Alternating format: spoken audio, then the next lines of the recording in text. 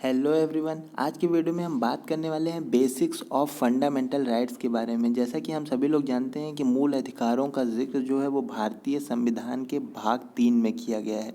तो आज की वीडियो में हम बात करेंगे मूल अधिकार की डिफिनीसन क्या है, मूल अधिकार को भारतीय संविधान का मैग्ना कार्टा क्यों कहा जाता है, मूल अधिकारों की हमें लिखित रूप में ज़रूरत क्यों पड़ी, वर्तमान में कौन कौन से मूल अधिकार हमारे पास हैं और संविधान लागू होते समय हमें कौन कौन से मूल अधिकार दिए गए थे। इसके अलावा हम बात करेंगे उन मूल अधिकार जो हमें प्रदान है उनके नाम क्या हैं और वो किस अनुच्छेद से संबंधित हैं। तो चलिए वीडियो को शुरू करते हैं। सबसे पहले हम बात करेंगे मूल अधिकार के डिफिनीसन की। अगर कि मूल अधिकार की डिफिनीसन क्या है, तो मूल अधिकार वे अधिकार हैं जो व्यक्ति के पूर्ण मानसिक, भौतिक और नैतिक विकास के लिए आवश्यक होते हैं। यानी मूल अधिकार से व्यक्ति का जो है वो पूर्ण मानसिक विकास होता है, भौतिक विकास होता है और नैतिक विकास होता है। यहाँ पे भौतिक विकास का तात्पर्य है सोशल, इकोनॉमिकल और पॉलिटिकल, यानी सामाजिक, आर्थिक और राजनैतिक विकास से। तो अगर हम डिफिनेशन को एक बार फिर से देखें तो मूल अधिकार वे अधिकार हैं जो व्यक्ति के पूर्ण मानसिक, भौतिक यानी सामाजिक, आर्थिक, राजनैतिक और नैतिक विकास के लिए आवश्यक होते हैं। तो ये रही मूल अधिकार की डिफिनीशन। और अगर हम बात करें इसे भारतीय संविधान का मैग्ना कार्टा कहा जाता है, तो इसे भारतीय संविधान का मैग्ना कार्टा क्यों कहा जाता है, इसका जिक्र करने से पहले सबसे पहले हमें देखना होगा मैग्ना कार्टा शब्द का प्रयोग सर्वप्रथम कहाँ किया गया था। तो मैग्ना कार्टा शब्द का प्रयोग सर्वप्रथम जो है वो ब्रिटेन में किया गया था और ब्रिटेन में 1215 ईस्वी में मैग्ना कार्टा शब्द का प्रयोग सर्वप्रथम किया गया था। और जिस शख्स ने इसका प्रयोग किया था उनका नाम था किंग जॉन।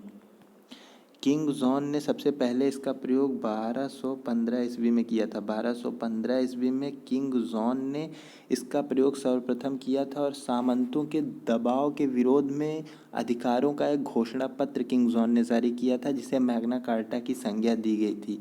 सामंतों के दबाव के विरोध में किंग जॉन ने 1215 ईस्वी में अधिकारों का एक घोषणा पत्र जारी किया, जिसे मैग्ना कार्टा की संज्ञा दी गई।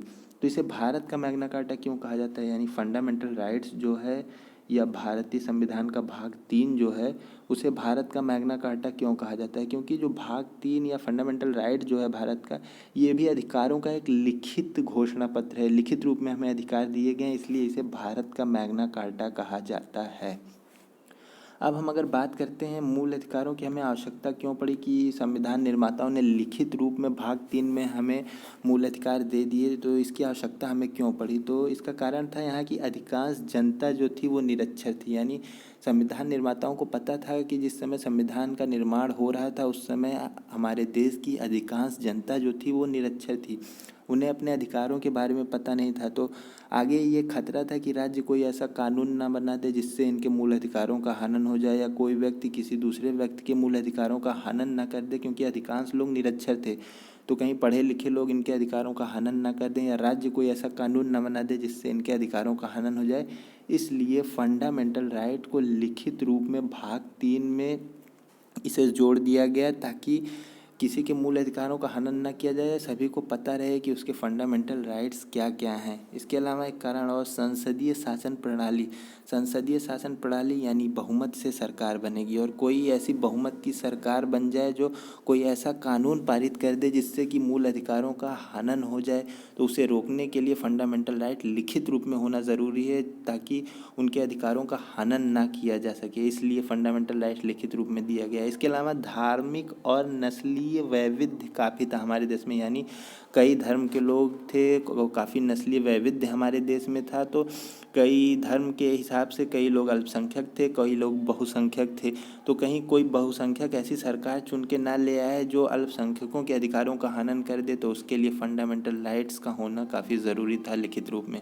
इसके अलावा हम बात करते हैं संघात्मक शासन की, यानी हमारे यहाँ केंद्र और राज्य दोनों जगह सरकारें हैं। केंद्र की अलग सरकार, हर राज्यों की अपनी अपनी सरकारें हैं। तो कहीं वो सरकारें कोई ऐसा कानून ना बना दे, राज्य की सरकारें या केंद्र की सरकारें, जिससे व्यक्तियों के मूल अधिकारों का हनन हो जाए। इसलिए फंडामेंटल राइट्स का होना काफ़ी ज़रूरी था। इसके अलावा अगर हम बात करें वंचित वर्गों की बात करें, वंचित वर्ग यानी महिलाएं, दलित, आदिवासी, इन लोगों की बात करें अगर, तो इनका पिछले कई वर्षों से शोषण होता आया है। तो संविधान निर्माताओं को पता था कि इनका शोषण पिछले काफ़ी वर्षों से होता आया है और आगे भी इनका शोषण होने का खतरा है।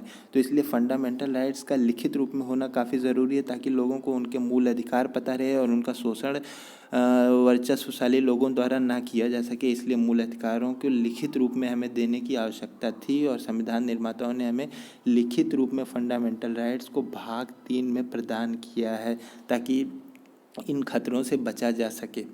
और हम अगर बात करें कुल मूल अधिकारों की, तो जो कुल मूल अधिकारों की अगर हम बात करते हैं, तो जिस समय संविधान लागू हो रहा था उस समय हमें 7 मूल अधिकार दिए गए थे, 7 फंडामेंटल राइट दिए गए थे। लेकिन वर्तमान में 6 फंडामेंटल राइट्स हैं, यानी एक फंडामेंटल राइट्स को हटा दिया गया है। तो वो कौन सा फंडामेंटल राइट्स है?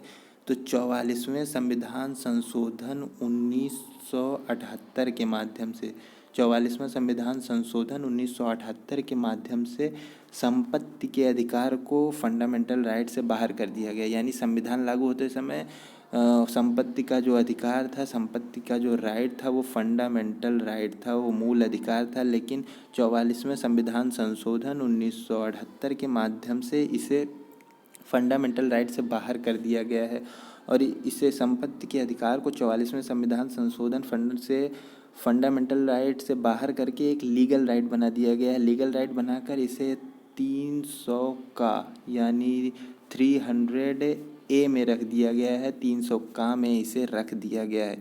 अब ये एक लीगल राइट है, यानी जो संपत्ति का अधिकार है वो लीगल राइट है, वो फंडामेंटल राइट नहीं है।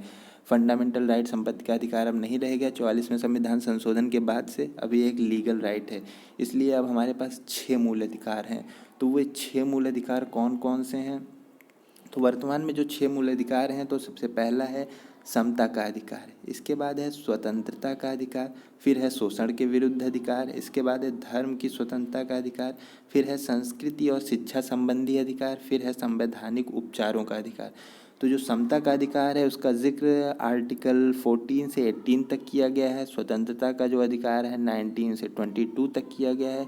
शोषण के विरुद्ध जो अधिकार है वो 23 और 24 आर्टिकल में किया गया है। धर्म की स्वतंत्रता का अधिकार है उसका जिक्र आर्टिकल 25 और आर्टिकल 28 में किया गया है।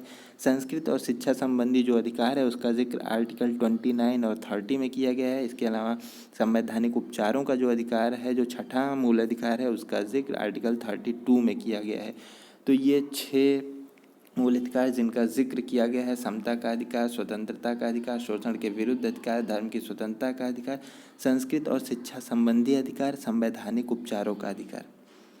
तो आज की वीडियो में बस इतना ही। आज की वीडियो में हमने देखा फंडामेंटल राइट्स की डिफिनीशन क्या है, इसे भारतीय संविधान का मैग्ना कार्टा क्यों कहा जाता है, लिखित रूप में फंडामेंटल राइट्स की हमें ज़रूरत क्यों पड़ी, वर्तमान में कौन से फंडामेंटल राइट हैं, संविधान लागू होते समय कौन सा फंडामेंटल राइट्स था, 44वें संविधान संशोधन के माध्यम से संपत्ति के अधिकार को बाहर किया गया। इसके अलावा जो फंडामेंटल राइट्स हैं उनके बारे में जिक्र किए और वो कि जिस आर्टिकल से संबंधित हैं उसके बारे में हमने देखा। तो आज की वीडियो में बस इतना ही। आगे की वीडियो में लेकिन हम बारी बारी एक एक फंडामेंटल राइट्स के बारे में बात करेंगे। तो वीडियो अगर अच्छी लगी तो इसे लाइक और शेयर करिएगा और आगे के वीडियोस के लिए चैनल को सब्सक्राइब और बेल आइकन को प्रेस करना मत भूलिएगा। Thank you.